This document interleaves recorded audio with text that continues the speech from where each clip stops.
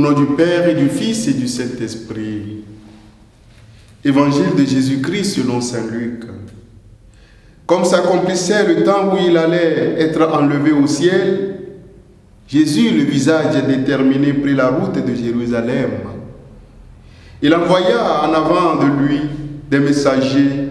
Ceux-ci se mirent en route et entrèrent dans un village de Samaritains pour préparer sa venue. Mais on refusa de le recevoir parce qu'il se dirigeait vers Jérusalem.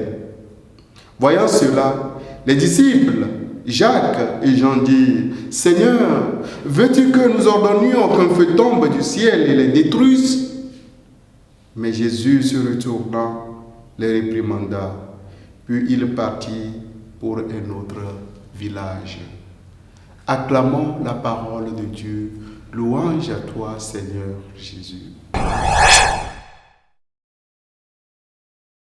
Hier, Jésus, après nous avoir parlé de notre identité à sa suite, c'est-à-dire des serviteurs, il nous invite à être aussi des serviteurs souffrants, des serviteurs déterminés et engagés. Et lui-même, il nous a montré le chemin. Après le premier succès en Galilée, Jésus avait pris la route, et cela résolument vers Jérusalem. Et ici, on le voit marcher avec sa personnalité, son élan et toute sa vie spirituelle. Jésus n'était pas sans savoir que c'est sur cette route qu'il allait trouver la mort. Il le sait pertinemment. Il savait que c'est bien là que le sort des prophètes l'attendait. Et pourtant, il a embrassé avec détermination et passion pour l'accomplissement parfait de sa mission rédemptrice. Bien-aimés de Dieu, ne nous trompons pas. Suivre le Christ sur la même route n'est pas une chose facile. Nous devons le reconnaître, et si nous le reconnaissons, il nous faut nous armer suffisamment pour ne pas abandonner sur le chemin.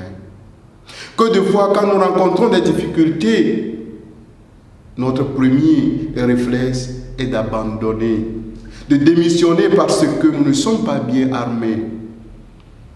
Frères et sœurs en Christ, démissionner comme les Samaritains devant la souffrance à la suite du Christ n'est rien d'autre que le rejet du Christ lui-même. Cela n'est rien d'autre que le rejet de la couronne de vie qui nous est préparée. Baisser le bras n'est pas la solution. Quand nous nous sentons menacés sur le chemin qui m'aime et qui mène à Dieu. Un bon disciple, c'est celui-là qui suit le Maître jusqu'au bout. C'est celui-là qui meurt entre les bras du Christ, c'est-à-dire entre le droit et la justice. Demandons au Seigneur de nous armer lui-même à prendre résolument et avec détermination cette route sur laquelle lui-même il nous a devancés. Donne ta vie à Dieu.